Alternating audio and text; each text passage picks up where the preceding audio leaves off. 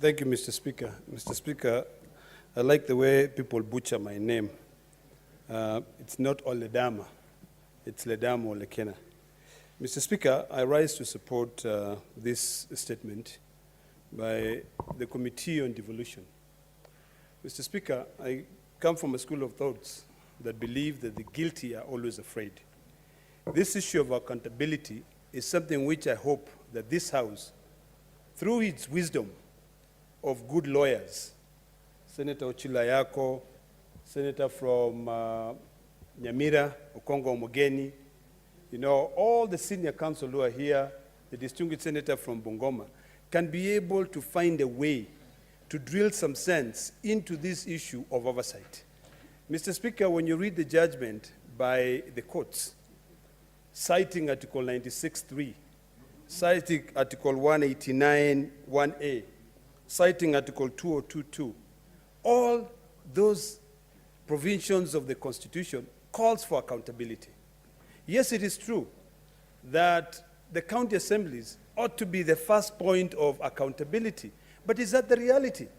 When we are talking about changing the Constitution and trying to make the Senate much stronger, these are some of the things that we ought to have been looking at. Mr. Speaker, having looked at that, and I'm quite happy that the committee expedited my proposed legislation on accountability, the County Government Accountability Act or Bill, so that we can be able now to try and move away from these fights between the governors and the senators and take the responsibilities to the citizens themselves. Involve the citizens when it comes to the issue of budget-making process, involve the citizen in terms of the accountability, because right now the reality in this country is that so long as you have a lot of money, you can be able to corrupt your way through.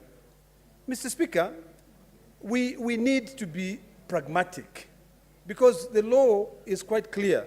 If you look at the Constitution in terms of, I think it's Article 217, let me just look at it.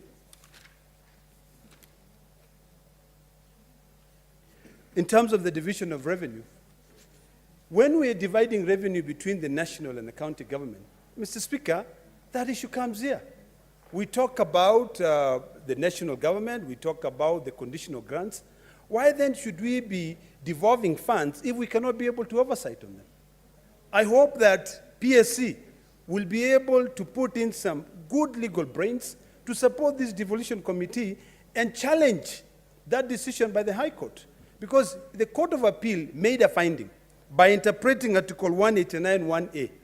But the reality on the ground, as we know, is that county assemblies, those MCAs, are afraid of the governors. There's no way they can be able to question the governors on how the money is being spent. They depend on those governors for them to be able to either get back into office or become relevant in their wards. So, Mr. Speaker, the committee has done a tremendous job. But without the support of the Parliamentary Service Commission, in terms of defending this House on some really reckless decisions, I'm one of those people who support the judiciary entirely. But certain things don't make sense. Others talk about if you don't carry out the audit within 3 months, then you don't do it. If this is a decision that we are going to, if those are the reasoning we are going to use to deny the people of Kenya the rights to be, for them to receive services, then I don't know whether we are running a banana republic or we are serious about the work that we do in this country, in the 3 arms of government: the executive, the legislation arm of government, and the judiciary. So, Mr. Speaker, this committee's work is very, very important. And I hope that in future, we can be able to expedite, and I want to plead with all the senators to avail themselves. We have these legislations that are now waiting to be voted on so that they can go into the 3rd reading. They can go back to the National Assembly. Some of these legislations had actually gone through this House. But because of the sibling rivalry between the National Assembly and the Senate, we had to republish them again. So, Mr. Speaker, the only way that we can be able to really support these committees is by ensuring that we follow through. I support the idea of reviving the implementation committee because there's really no point. And earlier on, Mr. Speaker, I raised on a point of order to find out whether those reports which are being tabled here, that focuses on those funds, whether they are in line with the decision that was made by the courts. There's no reason as to why we should be receiving reports to come here for the sake of coming, yet we cannot be able to question them. You know, we need to look at Section 35 of the Public Audit Act. We need to look at the Constitution on the role of the auditor, and also support the auditors, give them more resources, devolve these functions so that we don't lapse. That provision of 3 months is very, very, very important. And if we see that we don't have the resources to be able to carry out the audit within the 3 months, then we extend it.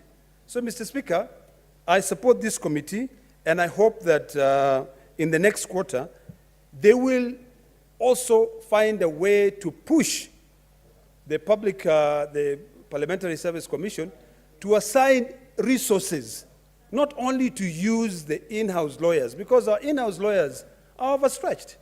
Look and see whether we can get other outside lawyers to support in defending this house so that this house can be relevant. We were fighting for an opportunity under the BBI. We know how that went in terms of the issue of accountability.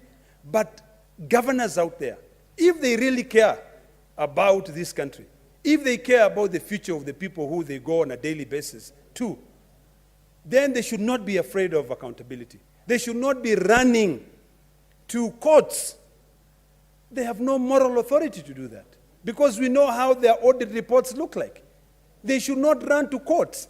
And now, Mr. Speaker, if this Senate cannot be allowed to oversight on conditional grants, I want to call upon the donors who are giving that money to be able to thoroughly audit those funds and make it condition that unless you go through the process thoroughly and you account for every single penny and submit a report to Parliament, we will not be able to give you any more money. Then you will see them becoming a little bit accountable. And finally, Mr. Speaker, I really want to remind the county assemblies that you are the first point of oversight. Please do your job. MCAs, don't just be clapping to the governors, following the governors everywhere they go. Ask them questions.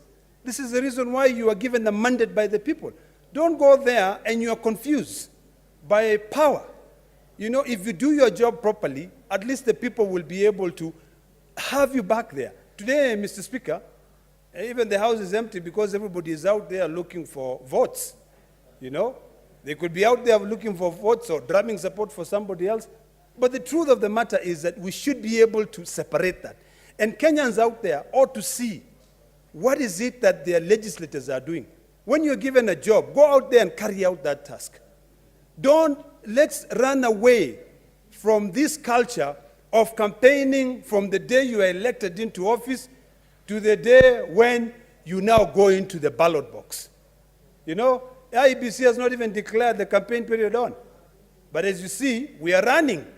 And I want to ask the people in the county assemblies, not even county assemblies, in all county governments, and in our 47 counties, those who are running so fast, be very afraid of them, because they should be doing the work. Here, we have a lot of bills that we need to pass. We have committees that come up with legislation, that they rush through public participation. The laws which are supposed to support you, to help you, sometimes end up being, time bad, and there's no way they can be passed by Parliament. One in case a point is the bill by the distinguished senator from Busia, Senator, what's his name? Amos Wako. I'm sorry, sometimes we forget these names. But the truth of the matter is, Amos Wako came up with a bill on public participation. But because of us being dilly-dallying and the interest not being on the issue of accountability or getting the public to be more involved on legislative process, that bill has never passed. It did not pass in the last Parliament, And in this parliament, I dare say, it will suffer the same consequences. So, Mr. Speaker, I support this statement, and I pray that we can have some sense between this oversight debate.